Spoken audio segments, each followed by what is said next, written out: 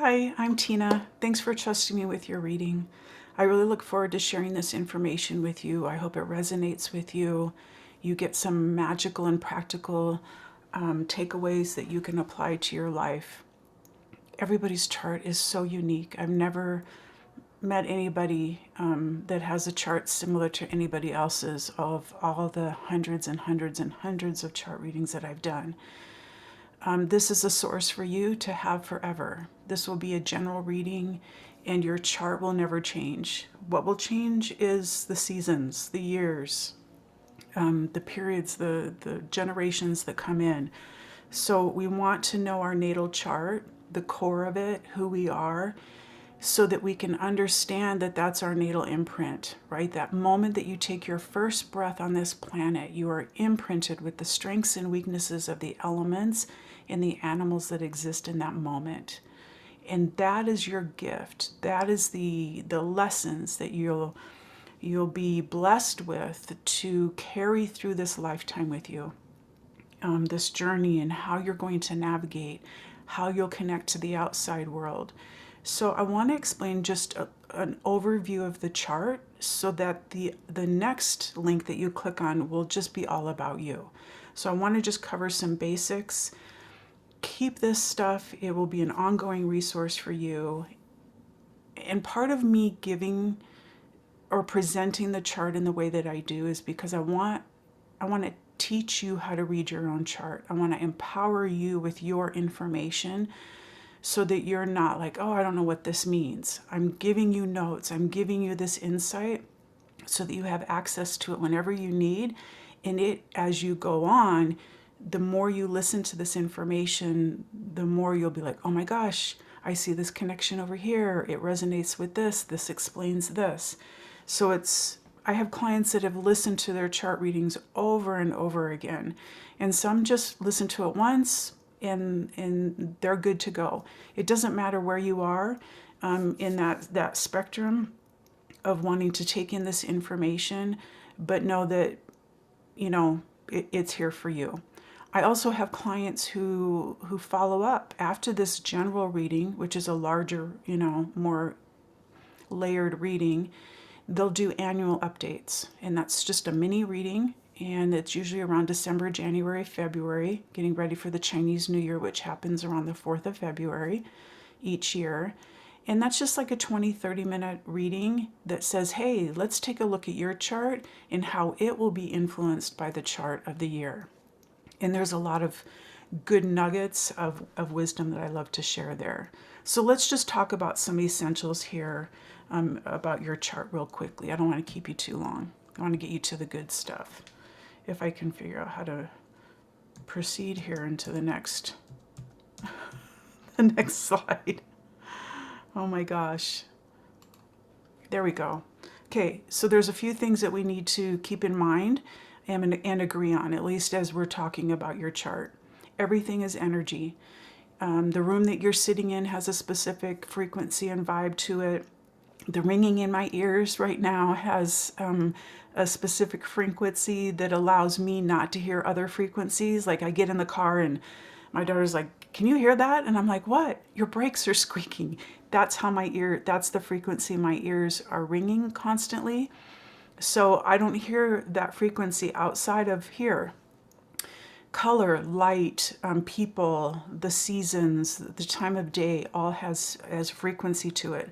So that's what we're going to talk about. And the reason I love to say or to address or approach everything is just having energy, a vibration, is it cuts out the judgment. There's no judgment here.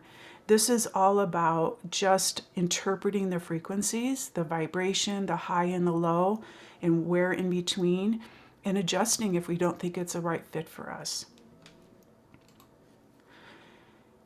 When we're talking about frequencies in Chinese astrology, we're looking at them through the lens of the yin and yang philosophy, meaning there's masculine, larger than life, aggressive, daytime, action-oriented energy versus feminine, nighttime, introverted, quiet energy.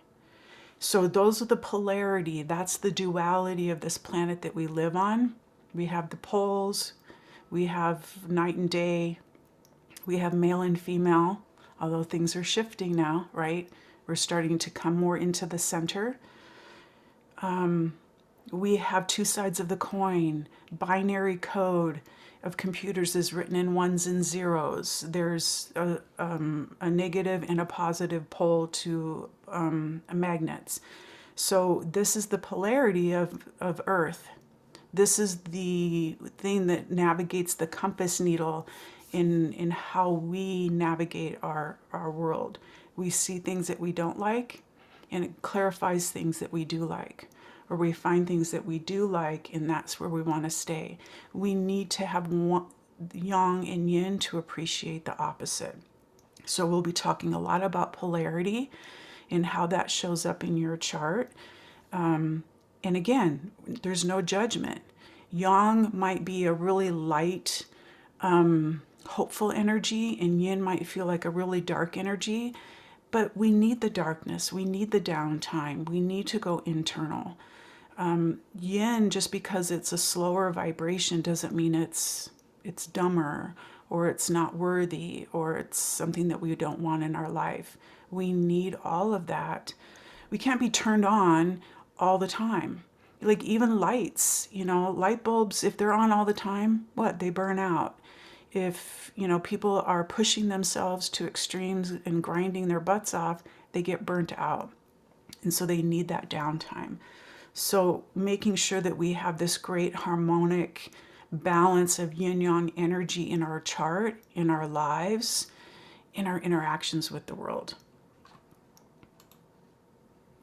Then we're going to take the energy aspect, everything is energy. We're going to look at the yin and yang as well as the 5 Chinese elements that sit in the 5 Chinese element wheel.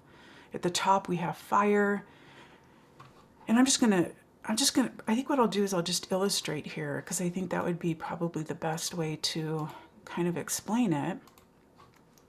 So here's fire at the top. And so this element wheel, we'll talk about this in your chart because you have an element wheel that I've created for you based off of your birth information. So in this element wheel, fire is at the top, and fire feeds earth. I'm not sure if you can see that arrow. Fire feeds earth. It's the nutrients that feed earth from a fire. Think of all the ash and everything that's rich in there. Earth is like the ground, the mountains. It holds metal, right? We mine the mountains to get out the fissures of gold. The core of the earth is molten metal. Earth charges water. It actually even creates condensation and creates water. But water needs the charge that it gets from metal, the minerals in metal. Water feeds wood. Now, when I'm talking about wood in classical feng shui and in your chart, we're talking about live plants. Live plants, not wood furniture. That's more earthy. We're talking about live plants. And then wood feeds fire. So what we've just done there is we've created this very productive yang cycle where one supports the next. So you might be a fire person and you need wood people in your life to support you. Or you're a supportive energy for earth type people. But because there's always a yin and a yang on this planet, we have to look at the opposite. So fire, we'll just go counterclockwise now. Fire burns up wood. It uses it. It absorbs it. It's fuel. Wood soaks up the water. Water weakens metal, right? It rusts it out and makes it crumbly. Metal infiltrates earth. It makes the earth toxic. And earth puts out fire. Like we put dirt on the campfire to put it out. So that's the yin cycle, the destructive cycle. So we're talking about personalities, we're talking about relationships, we're talking about our own day, our own energy, and what's working. And then there's one other cycle. It's a cycle that helps us take these elements to another level. And this is called the managing cycle or the controlling cycle, where water puts out fire. The fire's too much, we got to cool it down. Fire can shape metal into something, right? We can make metal, a chunk of metal, something more useful, like a tool or maybe some jewelry.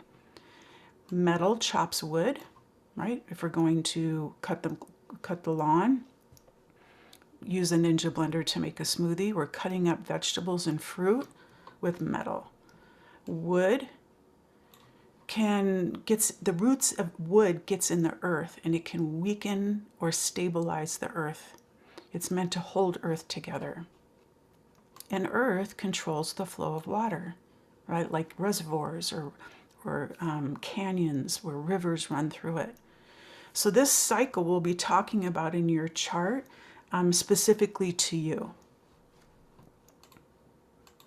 It's so exciting. It's just so much that we don't realize is involved here. Okay, and we're going to start with your 4 pillars though. All of that other information is going to come from these 4 pillars. The first pillar is going to be the hour you were born, then the day you were born, the month, and then the year. That's those 4 pillars of moments in time in this time-space reality that we're living here on planet Earth, and they speak to who you are. The hour you were born is your spirit body or your emotional body. The day you were born is your physical body. The month you were born is your mental body. And then the year that you were born is how you connect to the world. Your 4 pillars is going to show the 5 elements, and it's going to show what 4 animals you have in your chart. So this is the Chinese Zodiac wheel. You will have 4 animals in your 4 pillars.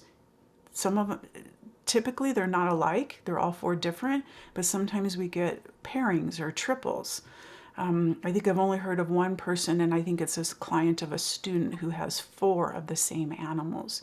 But these are our guides. These are the archetypes that we have decided to be our teachers. They are guiding us. You know, the indigenous cultures, that's what they did. They sat around and observed nature, observed the solar system, the season changes, the animal behaviors, and these ideals, these teachings have stood the test of time.